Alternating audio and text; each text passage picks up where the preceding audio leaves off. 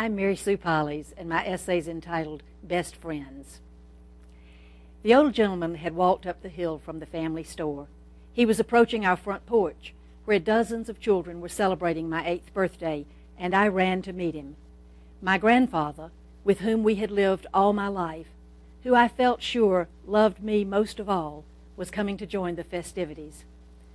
"Papa, Papa, this is my best friend Marilyn," I called out as I dragged my classmate to meet the family patriarch.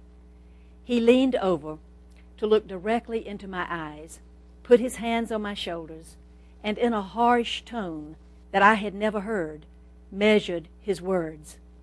"Don't ever let Papa hear you say best friend.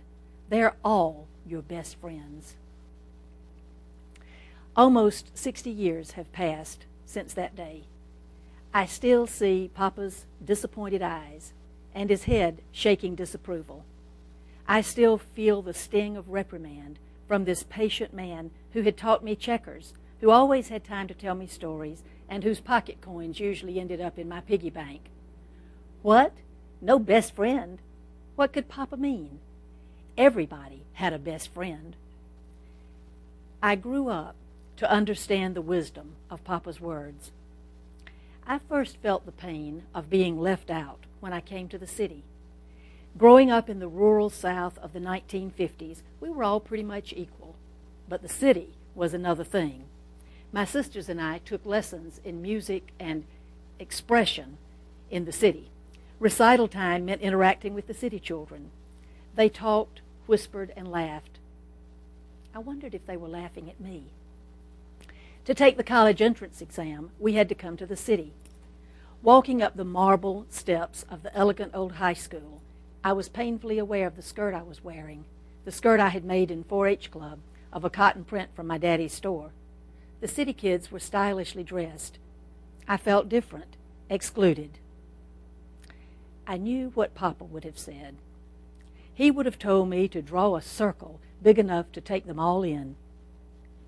"If you are ever left out," he would have said, "draw a big circle." He would have agreed with the poet Edwin Markham that someone drew a circle that shut me out, but love and I had the wit to win. We drew a circle and took him in. "Let's not cut people out," I heard myself argue with college sorority sisters. "If we err, let's err on the side of inclusion, not exclusion." When I won those arguments, I knew it was Papa's voice and Papa's values. The cruelty of favoring some over others, the danger of cliques, the worth of every individual, the importance of respecting all people as equals. Papa's words embodied these values. In this age of BFFs, Papa would be proud to know that I believe in including everybody. I believe they're all my best friends, just as Papa did.